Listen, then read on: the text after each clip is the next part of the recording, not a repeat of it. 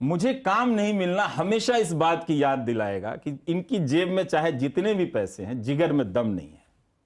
आप कल्पना कीजिए कि अगर मैं राजनीति में हूं और लोकसभा में हूं उनके सामने बोलते हुए, लोकसभा तो कोई नहीं खरीद सकता ना, कि वो भी खरीद लेगा कोई सेठ आके। मतलब इतने कातर हो गए हैं कि एक रवीश कुमार के मुंह से आप तारीफ सुनने के लिए बेचैन हैं।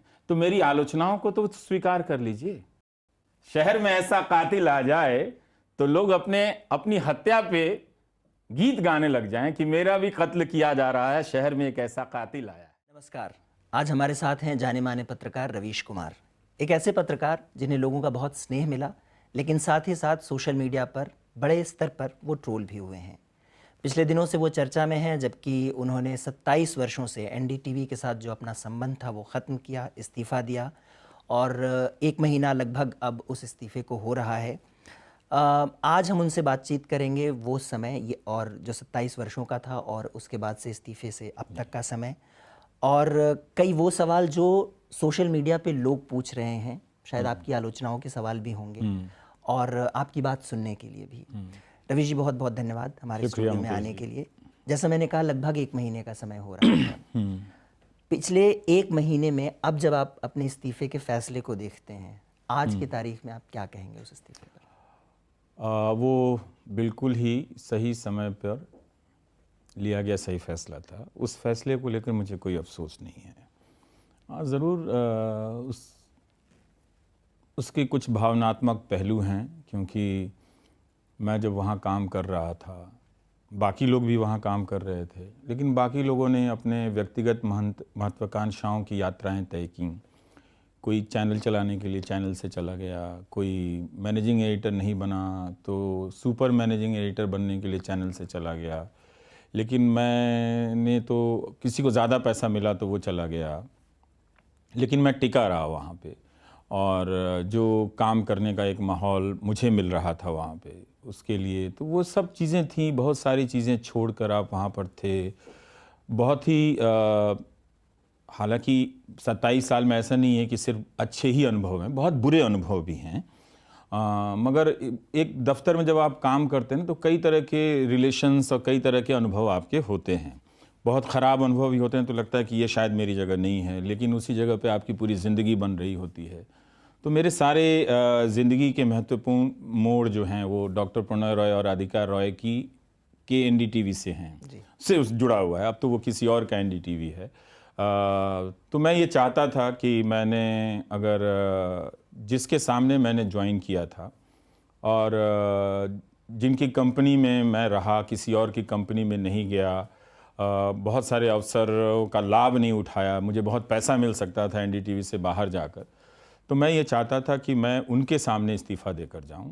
तो ये खुद से किया गया एक वादा पूरा हो जाए इस दुनिया में तो अच्छा ही है एक तरह से। जिस ढंग से ये बात आई कि एनडीटीवी का एक्विजिशन हुआ अडानी ग्रुप की तरफ से, तो कई लोगों ने ये भी कहा कि समय रहते हुए रॉयज़ की तरफ से क्यों नहीं ध्यान दिया गया कि ऐसी कोई स्थिति हो सकती है। आपने इसको कैसे देखा है? इतना डिटेल तो एक्सेस नहीं है मुझे। बेहतर होगा कि जो डॉक्टर रॉय हैं वही इसके तकनीकी पहलुओं पर बात करें। लेकिन अगर आप पिछले दिनों देखें तो उन्होंने, कंपनी ने बहुत सारे लोन चुकाए कंपनी एक तरह से, और वो खबरें भी आ रही थी कि हर क्वार्टर में मुनाफा हो रहा है, लोन चुकाए जा रहे हैं। ऐसा नहीं था कि वहाँ पे कोई अय्याशी हो रही थी। ये धारणा, इस सवाल के पीछे ये धारणा भी है, बिल्कुल गलत बात है। अगर आप व्यक्तिगत रूप से देखना चाहते हैं तो आप प्रणय रॉय के जो मीडिया में तस्वीरें, उनके कपड़े देख लीजिए, सेम कपड़े मिलेंगे आपको, और उनकी गाड़ी भी उतनी नहीं बदली है। अब इधर 1-2 साल से तो मैं नहीं जानता हूं, पर मैंने 15-20 साल उन्हें एक ही गाड़ी में चलते देखा है। तो वो भी एक तरह से स्ट्रगल कर रहे थे। और हमारे जो सहयोगी, हम लोग, बहुत सारे लोग कई साल तक बेस्ट परफॉर्मेंस देते हुए भी बिना किसी इंक्रीमेंट की, सैलरी वृद्धि की, इतनी महंगाई में, इतना उनका पूरा जीवन का बेस्ट टाइम चला गया, वो कभी लौट के नहीं आ सकता है। वो सब स्ट्रगल कर रहे थे कि हमें एनडीटीवी को बचाना है। सबको पता था कि बहुत हमला हुआ है इस पे। आप सिर्फ उनके आखिरी पत्र को लेकर नहीं कह सकते कि वो कोई मुनाफा लेकर यहाँ से गए हैं। वो पैसा अब उनके किसी काम का नहीं है। आप देखिए कि क्या हुआ 2014 के बाद, जब मैं मीडिया पर लेकर बोलने लगता हूँ, मुखर हो जाता हूँ, लोगों से कहता हूँ कि आप टीवी मत देखिए गोदी मीडिया का, और बहुत सारे लोग छोड़ भी देते हैं, तो मेरे लिए भी इस मीडिया से बाहर करने का दरवाज़ा उस दिन खोल दिया गया था। वो दरवाज़ा दूर से दिखाई दे रहा था, लेकिन उसी के साथ साथ एक इंडिविजुअल मैं हूँ, उसी के साथ साथ जो कंपनी के प्रोमोटर हैं पुरानी एनडीटीवी के, उनके लिए भी एक दरवाज़ा खोल दिया गया था। उस दरवाजे तक, 2 दरवाजे तक लोग दो लोग अलग अलग नियति और चुनौतियों के साथ करीब पहुंच रहे थे। प्रणय राय के खिलाफ बहुत सारे केस लगा दिए गए, उन पर पता नहीं क्या क्या हुआ। जो लोग उनके सामने खड़े रहते थे, कम से कम मैंने तो नहीं किया उनके साथ, जो उनके सामने सर बुला करते थे, जब छापा पड़ा जानते हुए भी कि ये सब राजनीतिक चीज़ें हैं, वो कवर कर रहे थे अपने चैनलों पे, उन पर हमला कर रहे थे इस तरह से। तो मैंने वो सब काम नहीं किया कि जिन्होंने मुझे इतना अच्छा मौका दिया। तो वो 2 नियतियां साथ साथ चल रही थी। ज़रूर कि मैं खाली हाथ वहाँ से बाहर आया, उनके पास बहुत सारा पैसा है, मगर मैं जितना जानता हूँ कि मैंने राधिका रॉय को रोते हुए भी देखा है। उस एनडीटीवी में एक बिंदी है, जो हम सब जानते हैं कि वो बिंदी उनकी बिंदी है। तो जिसका जिस चैनल से इतना लगाव हो, इतना मैं समझता हूँ कि वो बहुत खुश तो नहीं होंगे। मैं उनका दर्द समझ सकता हूँ कि आज वो कितना अकेले महसूस कर रहे होंगे कि जब उनके सामने ये खबर आई तो इस तरह की अफवाहें होने लगी कि बहुत सारे लोग अदानी से मिलने के लिए संपर्क कर रहे हैं। अब मैं नहीं जानता कितना सच है, अदानी जी ही बता सकते हैं कि डॉक्टर रॉय के चेयरमैन रहते हुए कौन कौन से लोग उनसे मिलना चाहते थे। बता दें तो मैं अदानी जी को 10 नंबर दे सकता हूं कि अगर आप इतने एडिटोरियल फ्रीडम में विश्वास करते हैं तो। मैं नहीं गया, मैंने शेयर नहीं बेचे कि पैसे कमाए, नुकसान हो गया ना, मेरा तो नुकसान हो गया उसमें। अगर मैं भी उसका मौके का फ़ायदा उठाकर उस दाम पे कुछ शेयर बेच देता, हालांकि जिन्होंने बेचा उतना तो मेरे पास शेयर नहीं था, लेकिन जो भी था मुझे कुछ फ़ायदा ही होता, पर नहीं बेचा ना मैंने। इसलिए नहीं बेचा कि डॉक्टर रॉय को कहीं बुरा ना लग जाए कि जिस ट्रांसलेटर को, जिस चिट्ठी छांटने वाले को, जिसने मेरी कंपनी में इतना राइज किया, वो एक मौका आया तो पैसा गिनने लगा। तो दोनों की अलग अलग नियतियां हैं। मैं भी सफ़र कर रहा था और वो मुझसे कहीं ज़्यादा सफ़र कर रहे थे, लेकिन इस बीच में एक चीज़ हो रही थी।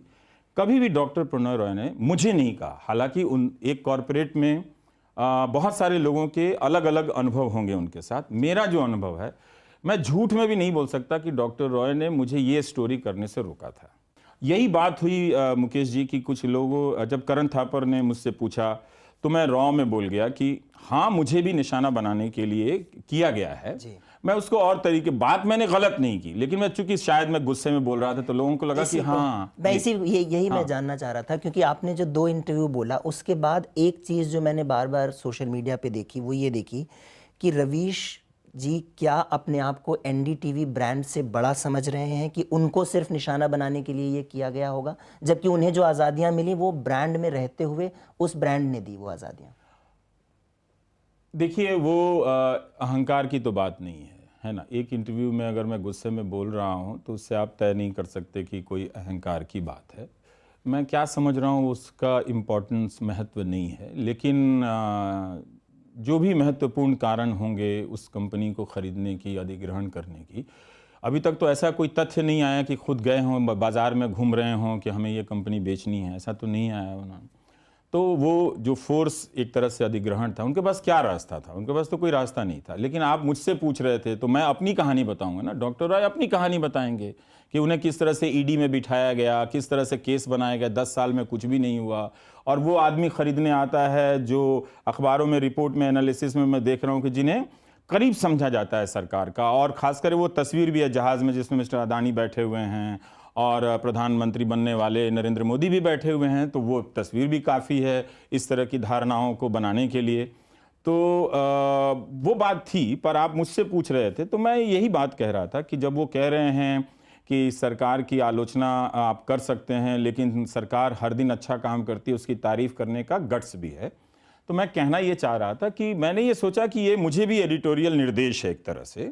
जिन्होंने नहीं सोचा, जिन्हें नहीं लगा, वो वहाँ पे काम कर रहे हैं, वो आप बताएंगे वो अपने, लेकिन मुझे लगा, मुझे लगना भी चाहिए कि मैं कोई ऐसे कोई जिंदाबाद मुर्दाबाद करने वाला पत्रकार नहीं हूँ। पूरी जिम्मेदारी के साथ काम करता था और इस तरह से प्रोग्राम रखा कि आप बहुत गलतियाँ नहीं पकड़ पाए। 8 साल तक आपकी पूरी आईटी सेल बैठी रही, आप नहीं पकड़ पाए, लेकिन पूरी जिम्मेदारी के साथ किया। सरकार के प्रवक्ता नहीं आते थे, तो मुझे लगा कि वो मुझे भी इशारा है। और फिर जब मैंने देखा कि ये आदमी तो वो बात कहने के क्रम में ऐसा मैसेज चला गया, पर वो बात पूरी तरह से गलत भी नहीं है। शायद मेरा तरीका गलत था कि अब तो मैं वही बात कह रहा हूं, तो मैं तो अपनी ही कहानी कहूंगा ना। अब जब आप बाकी उन रिपोर्टरों से पूछेंगे जिन्होंने एनडीटीवी को बचाने के लिए उसके स्ट्रगल में उन्होंने भी बहुत सारे ऑफर छोड़ दिए और काम किया उन्होंने, तो ये कोई अभी वो कहानी आई नहीं सामने। वो कंपनी अब किसी और की हो गई है, लेकिन सबने उसी जज्बे के साथ जो आघात झेला है पिछले 8 साल में इस कंपनी ने, उसमें संघर्ष किया है। तो वो ऐसा आ गया कि वो भाव था। आपको लगा कि वो आज़ादी वहाँ पर नहीं होगी और आपने वो ब्रांड छोड़ने का फैसला किया अपने जो ढंग से आप बात कहते हैं उसको बरकरार रखने के लिए। लेकिन एक सवाल ये भी उठता है कि आपको ये ही भरोसा क्यों था कि आपको वो आज़ादी वहाँ नहीं मिलेगी, जबकि अडानी ग्रुप की तरफ से ऐसा कुछ भी नहीं। बात सिर्फ आज़ादी की नहीं थी, है ना। जो आदमी आ रहा है उसकी पहचान क्या है, उसकी बाजार में साख क्या है। आप कुछ भी हो सकते हैं, प्रणव रॉय के बराबर जो उनकी साख है, जिन्होंने इस टेलीविजन इंडस्ट्री को, इस देश को दिया, बात करने का तरीका सिखाया, वो तो नहीं हो सकते ना। तो बात सिर्फ वो व्यक्ति कौन है, और जो लोग प्रणव रॉय की जगह उन कंपनियों में जगह ले रहे हैं वो क्या हैं। क्या मैं उनसे पत्रकारिता का अब लेक्चर सुनने जाऊंगा? तो अगर ये सवाल बनता है, तब तो फिर लाल बहादुर शास्त्री को इस्तीफा नहीं देना चाहिए था कि एक ट्रेन ही तो दुर्घटनाग्रस्त हुई थी ना। आप रेल मंत्री बनते, इतने ईमानदार हैं, आप रेल मंत्रालय को ठीक करते। फिर डॉक्टर अंबेडकर को भी इस्तीफा नहीं देना होता। तो इस्तीफे का कोई कारण जो होता है, कोई फिक्स्ड कारण नहीं होता है। अलग अलग इस्तीफों की अपनी नैतिक परिस्थितियां होती हैं। जो नैतिक परिस्थितियां मेरे आसपास बन रही थी कि मैं एक ऐसे व्यक्ति के, जो बाहर से कह रहा है कि सरकार की तारीफ, जैसे तारीफ करने के लिए साहस होनी चाहिए, यह हास्यास्पद बात थी। 99% मीडिया तो यही कर रहा है। ऐसा लग रहा है कि बहुत लोग आलोचना कर रहा है, कोई तारीफ नहीं कर रहा है, तो तारीफ करने के लिए आप एनडीटीवी खरीद रहे हैं। ये तो अजीब बात है ना। तो ये सब चीजें साफ हो रही थी। मैं भी अपना समय ले रहा था। लोग कह रहे थे कि देख लेना, छोड़ने से पहले कुछ पैसे मिल जाते हैं, नहीं मिलते हैं, कुछ सेवेरेंस क्लॉज होता है, वो सब देख लेना, तुम कैसे करोगे, घर कैसे चलाओगे। मैंने सबकी बातें सुनी, तो मैं 2-3 महीना रुका हूं। ऐसा नहीं कि मैं एकदम उबल के जाके पहले ही दिन कर दिया, लेकिन वो तय तो हो ही गया था कि मैं नहीं कर सकता इन लोगों के साथ काम। मुझे मालूम नहीं है ये कल को गोदी मीडिया का किसी एंकर को लेकर आ जाएंगे और मुझे पत्रकारिता पे लेक्चर दे रहा होगा। तो आप जब रवि जी आप ये कह रहे हैं कि नैतिकता के नाते एक तरह से आपने ये स्टैंड लिया, उसी समय क्या जो लोग अभी एनडीटीवी में काम कर रहे हैं ये अपने आप में एक रिफ्लेक्शन के तौर पे नहीं देखा जाएगा? हाँ, जो कि ये मेरा व्यक्तिगत फैसला है, वो सब अपनी अपनी परिस्थितियों से सही बताएंगे। पहले तो अडानी जी ही यही बता दें कि कौन कौन उनसे मिलने गया, कौन कौन उनसे नहीं मिलने गया। ये अफवाह वो साफ कर दे तो अच्छा होगा। वो जाने। मुझे अपना फैसला, अपना रास्ता मालूम था। और आप देख लीजिए कि उन्होंने कहा कि डॉक्टर प्रणव राय को वो चेयरमैन बनाए रखना चाहते हैं। क्या वो रुक गए? नहीं रुके ना। तो क्या ये कोई मैसेज नहीं है? लोग चिट्ठी लेके, उनकी जो लास्ट वाली चिट्ठी जिसमें कुछ भी नहीं है, जिस व्यक्ति ने दिलो जान से एक चैनल बनाया हो, उसके आखिरी खत में कुछ भी नहीं है। ये सबसे बड़ी वो उदासी भरा पत्र है। अगर आप नहीं देखना चाहते तो आप उनसे नफरत कर सकते हैं। बहुत लोग उनसे नफरत करते हैं, बहुत लोग मुझसे नफरत करते हैं। पर हम दोनों के दरवाजे, हम दोनों के रास्ते मिल गए। एक खाली झोला लेकर जा रहा था। जाने की बात तो किसी और ने कही थी कि फकीर है, झोला लेके चल देंगे, गया कोई और एक पैसे लेकर गए तो ठीक है। लेकिन मैं जानता हूं कि वो पैसा उनके किसी काम का नहीं है, किसी काम का नहीं। जितना उन्होंने झेला है इस उम्र में, बहुत झेला है। आपने अपने इंटरव्यूज़ में कहा है रवीश जी कि आपको कभी नहीं टोका गया। आपने एक जगह ये भी कहा है कि आपने अपने शोज़ खुद तय किए, खुद किए। आपने किसी एडिटोरियल मीटिंग में भी आप कई बार नहीं जाते थे, क्या ऐसा है? हाँ, मैं नहीं जाता था। लेकिन बतौर पत्रकार और बतौर पत्रकारिता के छात्रों की समझ के लिए भी मैं ये जानना चाहता हूँ कि क्या पत्रकारिता में जो हमारे यहाँ जैसे एक ये होता है कि 2 पेयर ऑफ आइज़ होता है, एक आइडिया होता है, फिर कोई आप उसके साथ डिस्कशन करते हैं और चीज़ें एक डिस्कशन से आगे बढ़ती हैं। क्या रवीश कुमार जी ये कहना चाह रहे हैं कि वो अपने ढंग से ही सिर्फ काम करते थे बिना कंसल्टेशन के? ये गलत बात है। ये उस जवाब में नहीं था। बहुत अच्छी बात है, बहुत अच्छा सवाल आपने युवा पत्रकारों के लिए पूछा। मैं सिर्फ एनडीटीवी के भीतर ही नहीं, बाहर के लोगों से भी कंसल्ट करता था। और मेरा जो न्यूज़, मैं अक्सर कहता था रेमन मैग्सेसे के समय कि मेरा लोगों का न्यूज़ रूम है, मेरा न्यूज़ रूम एनडीटीवी के भीतर। तो मैं कोई आइडिया पास नहीं कराता था, ना कोई मुझसे पूछता था आज तुम क्या करोगे। लेकिन चैनल के भीतर मैं लोगों से अनौपचारिक तौर पे मैं पूछता था, अपनी स्क्रिप्ट दे देता था। कुछ लोगों को मैं अपने सेंटेंसेस दे देता था कि इसकी हिंदी ठीक है कि नहीं, ज़रा सा आप देख लें। बहुत सारे वकीलों को भेज देता था कि इसका मतलब सही है कि नहीं, ज़रा सा आप देख लें। तो बहुत सारे ऐसे लोग जो एनडीटीवी में नहीं हैं, जो अपने अपने क्षेत्र के विद्वान हैं, वो भी दिन रात जिस फाइल में मैं काम करता था उसमें एनडीटीवी के बाहर के भी बहुत सारे लोग उसमें जुड़कर उसमें कंट्रीब्यूट करते थे कि ये बात गलत है, ये बात आप जिम्मेदारी से नहीं कह रहे हैं। तो उसको चीज़ों को चेंज करता था। तो वो मेरा जो प्रोग्राम है वो बहुत लोगों के सहयोग से बना हुआ हर प्रोग्राम है। तो उसमें सिर्फ मेरा नहीं है, मेरा एडिटर, मेरा प्रोड्यूसर, तो उस लेवल पे हम काम करते थे। मगर कोई ये झांकने नहीं आता था कि आज ये क्या कर रहा है। जैसे उसमें उदाहरण दिया था, जो ब्लैक स्क्रीन मैंने किया था, वो प्रोग्राम बिना बताए आप किसी भी चैनल में नहीं कर सकते थे, दुनिया के किसी भी चैनल में आप नहीं कर सकते थे। वो कितना बड़ा स्टेटमेंट था। लेकिन वो काम मैंने एनडीटीवी में किया और अगले दिन भी किसी ने नहीं पूछा। तो मेरा अनुभव इसका अलग है। इसका मतलब नहीं कि सारे अनुभव मेरे वहां अच्छे हैं, ऐसा भी नहीं है। बहुत खराब अनुभव भी हैं जिन्हें सोचकर याद कर मैं बहुत परेशान भी हो जाता हूं कि कभी कह नहीं पाया, क्यों नहीं कह पाया। लेकिन मैं जानता हूं कि मैं उन लोगों में से नहीं हूं कि चिट्ठी लेकर उनके सामने उनका मजाक उड़ाऊं। तो मैंने उस व्यक्ति की इज्जत इसलिए रखी कि आने वाले समय में कोई भी प्रणय रॉय हमेशा किसी पत्रकार में रवीश कुमार की संभावना देखे। मैं ऐसी कोई बात नहीं कहूँगा कि जिससे उन्हें ये बात लग जाए कि मैंने गलती की एक चिट्ठी छांटने वाले को यहाँ तक पहुँचने देकर। लोग क्यों नाराज़ हो गए मुकेश जी, मुझे समझ में नहीं आया जब मैंने कहा कि मुझे भी निशाना बनाया गया। देखिए, दो तरह से निशाना बनाया जाता है ना। बॉबी घोष हिंदुस्तान टाइम्स से रिज़ाइन किए, अजीत अंजुम को रिज़ाइन करना पड़ा, अभिसार को रिज़ाइन करना पड़ा। सिद्दीक कपूर ने तो वो रिपोर्ट भी नहीं लिखी थी, लेकिन वो 26 महीने जेल में रहा। जुबैर को कि इंडिविजुअल टारगेट किया गया, तो उसमें एक मैंने कह दिया तो बात इतनी बुरी लगी। लेकिन वो प्रोसेस के तहत या संदर्भ के तहत देखें तो बात तो बिल्कुल सही है कि इंडिविजुअल पत्रकार को टारगेट कितने तरीके से किया जा रहा है, तो उसमें ये एक तरीका क्यों नहीं हो सकता है। तो एजम्पशन से लोग भड़क गए और कहने लगे कि आप इंटरव्यू मत दीजिए। लेकिन मुझे लगता है कि जो दर्शकों का एक समाज है वो मुझसे सुनना चाहता है, बार बार सुनना चाहता है, वो झांकना चाहता है कि आखिर हुआ क्या, मतलब। और वो बहुत दुखी है कि ये एक आवाज़ थी, और बीजेपी के भीतर के लोग भी दुखी हैं कि जो लोग बोल रहे थे ये अच्छा नहीं हुआ।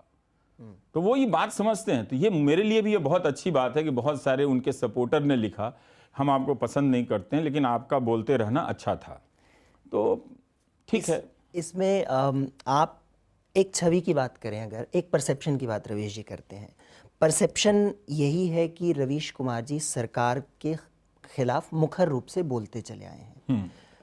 फिर से मैं बतौर पत्रकार, क्या एक पत्रकार की छवि बैलेंस जर्नलिस्ट की नहीं होनी चाहिए बनिस्बत सिर्फ मुखर विरोधी होने? मेरी सारी आलोचनाएं बैलेंस हैं। अगर आप देखें तो कोई प्रोग्राम स्पेसिफिक बात नहीं करना चाहता है ना। और सरकार तो एक ही थी जो केंद्र की सरकार थी।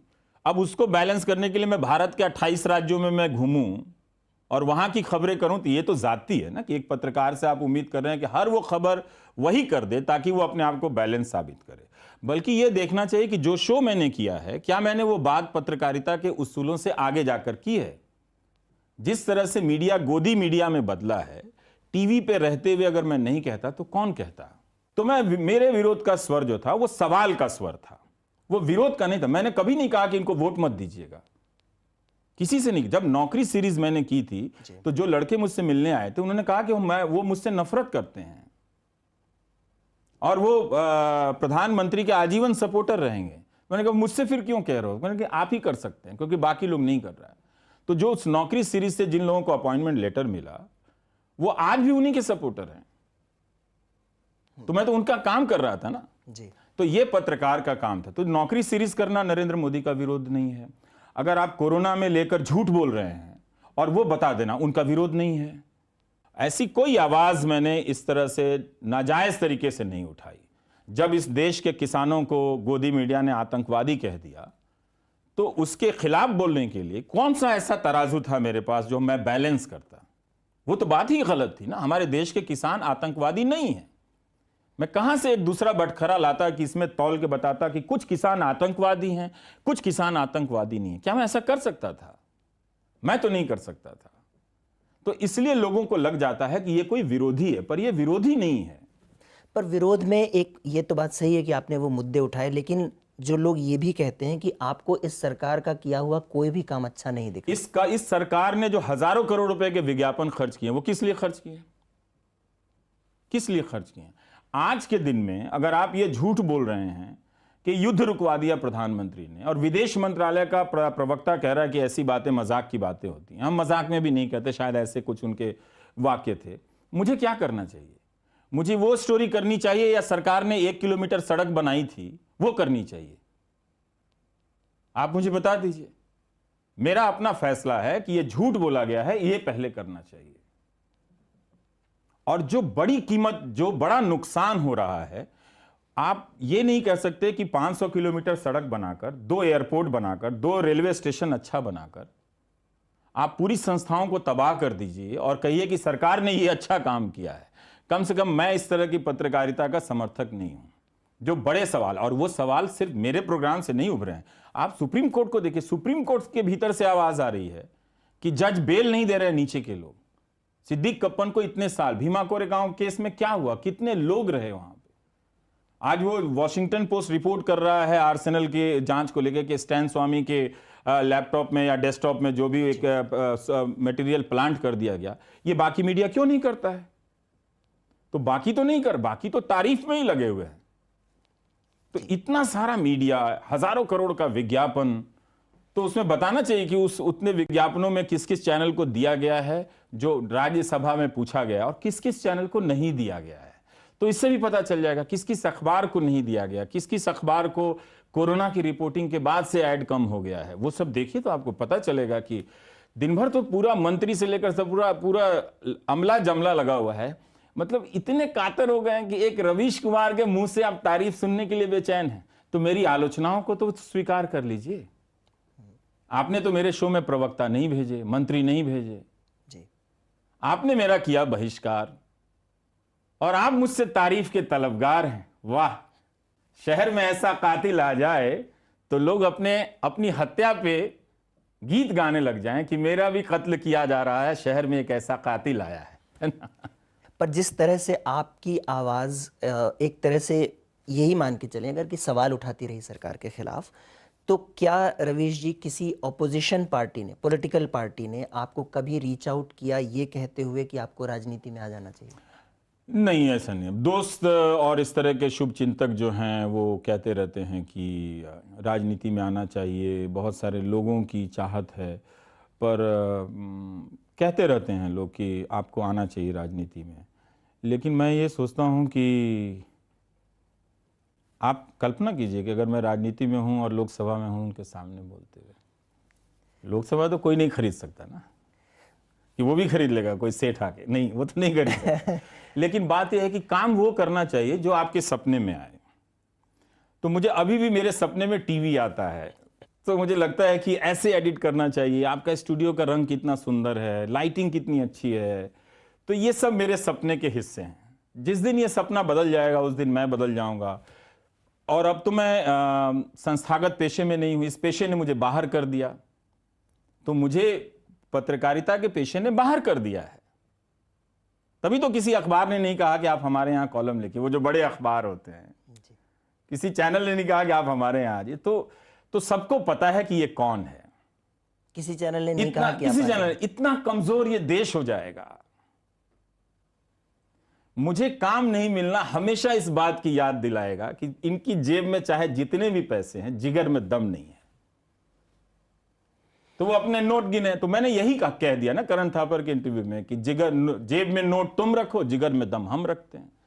अब जो बाहर आया सब दांव पर लगा के, कुछ शेरो शायरी के अंदाज में बात ना कहे, तो फिर किस लिए इस्तीफा दिया है?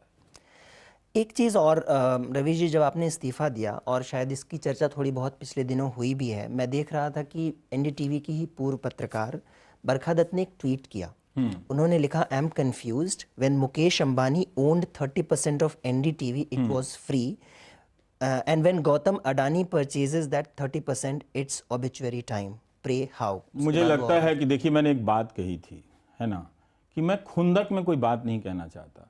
मैं दोनों बातें कह रहा हूँ कि मुझे बहुत शिकायत है, लेकिन मैं ऐसी कोई बात नहीं कहना चाहता कि जो गलत हो और जिससे उनको ठेस पहुंचे।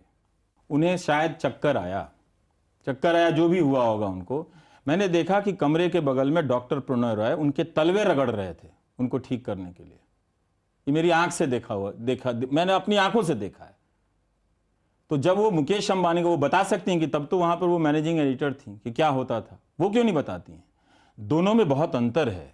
अगर नफरत है डॉक्टर प्रणय रॉय से, बहुत स्वागत है। बहुत उनको पता होगा कि बहुत सारे लोग उनको नहीं पसंद करते हैं, और मैं कोई उनका दोस्त नहीं हूं, ये भी बात साफ है ना, कि मैं तो खाली हाथ वहां से निकला हूं ना, वहां से मैं उनका मित्र नहीं हूं। लेकिन आप ऑब्जेक्टिवली तो देखेंगे ना उनको। मैंने अपनी आंखों से देखा था उनको। जब चक्कर आ गया तो मैं दूसरे कमरे में ऊँघने की स्थिति में देखा कि कोई ऐसे जोर जोर से बोल रहे हैं, कोई चॉकलेट लेके आ रहा है, कोई चाय लेके आ रहा है, कोई चीनी लेके आ रहा है, और वो तलवा पांव रगड़ रहे हैं। मैंने इस डॉक्टर प्रणय रॉय को देखा है। तो अगर उनसे दो बातें उनके व्यवहार में कोई मुझे लेकर कोई कमी होगी तो मैं नजरअंदाज कर दूंगा, मगर इस तरह से दो लोग उस बोर्ड में नहीं आए थे, डॉक्टर प्रणय रॉय और राधिका रॉय की जगह पे इस्तीफा देकर। तो उस एक्विजिशन को जस्टिफाई करने के लिए लोग ऐसे बता रहे हैं, तो इसका मतलब ये हुआ कि पिछले 8 साल में मीडिया के स्पेस में कुछ भी नहीं हुआ, सब अच्छा हो रहा था, और ये भी एक अच्छी चीज हो गई है। लेकिन इसका जो मूल प्रश्न है रवीश जी, वो ये कि आखिर तो मुकेश अंबानी भी सरकार के नजदीकी माने जाते हैं, और गौतम अडानी भी। उनका कोई एडिटर नहीं आया था ना न्यूज रूम में, उनका कोई आदमी मीटिंग लेने तो नहीं आया था ना। उन्होंने कभी स्टेटमेंट दिया था कि सरकार की आलोचना करने की हिम्मत का साहस होना चाहिए? दिया था। उन्होंने कहा था कि हम ग्लोबल ब्रांड बनाएंगे, अल जजीरा जैसा इंडिया में होना चाहिए? नहीं कहा था ना। तो दोनों में बड़ा अंतर है, वो स्थिति है। मैंने इसलिए कहा कि ये सारी चीजें हैं, बेहतर है वही लोग बताएं जिसके पास इंफॉर्मेशन का एक्सेस है, हम इंटरप्रिटेशन कर सकते हैं। तो उसमें बिना करेक्ट इंफॉर्मेशन के या सभी इंफॉर्मेशन के एक्सेस के आप इस तरह से आप नहीं कह सकते, तो इंटरप्रिटेशन हो सकता है कुछ गलत भी हो जाए। तो बेहतर है कि इसका वही लोग जवाब दें। ठीक है रवीश जी, अब फिलहाल हमें पता है कि आपने एनडीटीवी पे अपना आपने यूट्यूब पे अपना चैनल रोड पे आ गया हूँ, अब क्या करूं? नहीं, लेकिन रिकॉर्ड नंबर जो है सब्सक्राइबर्स आपसे जुड़े, बहुत कम समय में इतने बड़े सब्सक्राइबर्स जुड़े, क्या यही प्लेटफॉर्म फिलहाल आप रखने वाले हैं? फिलहाल के लिए तो हाँ, क्योंकि बहुत सारे रिसोर्स की ज़रूरत है। मुकेश जी, मुझे कई लोगों ने कहा कि तुम क्यों बोल रहे हो, इंटरव्यू मत दो, चुप रहो, सब कोई अपना अपना देख रहा है। ज़रूर देखता होगा। मेरा अनुभव बहुत अलग है, और मैं ये नए पत्रकारों से कहना चाहता हूँ कि समाज के लिए बोलते रहना। समाज कभी भी अकेला नहीं छोड़ेगा। मुझे नहीं छोड़ा। बहुत सारे लोग आए, उन्होंने कहा आपको कौन सी मशीन चाहिए, कौन सा कैमरा चाहिए, हम खरीद के देते हैं। लोग चेक लेके खड़े हो गए, लोग कैश लेकर खड़े हो गए, सबसे हाथ जोड़ के, वो रोते रहे, हाथ जोड़ के उनसे कहना पड़ा नहीं मत, अभी मुझे नहीं चाहिए, मैं कर लूँगा। मैं तो, मुझे वैसे भी छोटी टीम बनानी है, घर के जिस कमरे में रहता हूँ उस कमरे में एक स्टूडियो बनाना, तो मैं कितने लोगों का आना जाना वहाँ कर सकता हूँ। पर समाज ने बहुत सपोर्ट किया है गजब तरीके से, और ये उसका समर्थन था जिसने 3-4 दिनों के भीतर वो 3 मिलियन से ज़्यादा लोग सब्सक्राइबर हो गए एक चैनल में जिसमें कोई वीडियो नहीं था। तो ये मेरे लिए बहुत अच्छा है कि जो मैंने कहा था कि मैंने अपनी पत्रकारिता के दौरान, प्राइम टाइम के दौरान, दर्शकों की एक संस्था बनते देखा था। मुझे भी अंदाज़ा नहीं था कि वो संस्था इतनी मजबूत है कि मेरे पीछे आकर खड़ी हो जाएगी। और मैं आपको बता नहीं सकता, लोग सरसों का तेल, घी, पैसा, रुपया, लैपटॉप सब लेकर आ रहे हैं कि लो ये तुमको क्या चाहिए। विदेशों से पूछ रहे हैं तुम्हें कौन सा पैसा चाहिए, कितना पैसा चाहिए, लो। तो ये आम लोगों की ताकत है। तो वो है इस लोकतंत्र में, इतना दम तो है ना कि अभी भी लोग खड़े हैं। भले रौंद दिया जाएगा देश को, कई तरीके से संस्थाएं गिरा दी जाएंगी, मगर ये लोग हैं कि ये कौन लोग हैं जो आकर मुझे इतनी मदद करना चाहते हैं। कोई ऐसा दिन नहीं गया है जिस दिन मुझे 10 लोगों ने बहुत गंभीरता से कुछ ऑफर ना किया हो। कोई ऐसा दिन नहीं गया है। पुलिस वाले ने भी अलग से गाड़ी रोककर सलामी दी है कि आप करते रहना, डरना नहीं। एयरपोर्ट के जो जवान हैं वो तक कह रहे हैं, सामान चेक करते हुए धीरे से कह रहे हैं कि आप डरना नहीं, आपने बिल्कुल सही किया है। ये आवाजें क्या हैं? इसका मतलब है कि इस लोकतंत्र को जो लोग मुर्दा बनाना चाहते हैं, मैं उनको बताना चाहता हूं कि उसमें जान है, अभी जान है, अभी वो जिंदा है, किसी तरीके से जिंदा है। रवीश जी, आप आए, आपने हमें समय दिया, उसके लिए बहुत बहुत धन्यवाद। बहुत सारी बातचीत हुई और बहुत खुल के आपने सारी आलोचनाओं का जवाब दिया जो आपके प्रति होती हैं, उसके लिए बहुत बहुत शुक्रिया। बहुत बहुत शुक्रिया मुकेश जी।